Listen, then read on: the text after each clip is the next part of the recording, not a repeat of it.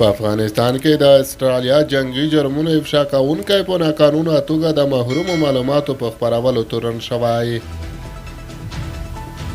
سلام ستړي مشئ په مکړه د امپراتور ټي وي یوټیوب چینل څخه تازه او مهم خبر ته. په افغانستان کې د استرالیا جنگي جرمونو افشا کوونکی په ناقانونه توګه د محرومو معلوماتو په خپرولو تورن شوی دی.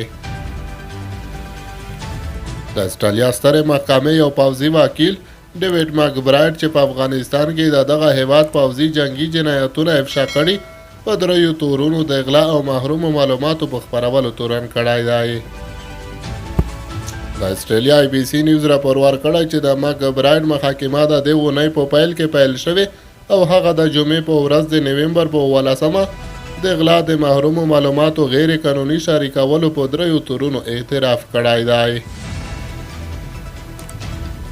په افغانستان کې د استرالیا پوځ د جنگي جنایتونو څانګې ویلي چې په دې قضیه کې د دوی څېړنې ډېرې شوي او د دې سبب شوي چې د سرتیرو امنیت کمزوری شي.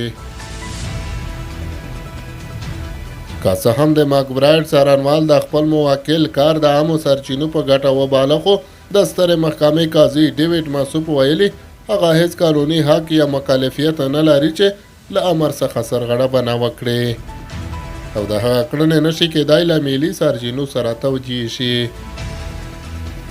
په ورته وخت کې د استرالیا سترې محکمې د مکبرایډ د تورونو پر ضد د بیا غور غوښتنه رد کړې ده. ټاکل شوې ده چې هغه به د راتلونکي کال په پیل کې د محرومو معلوماتو د خپرولو په جرم محکوم شي.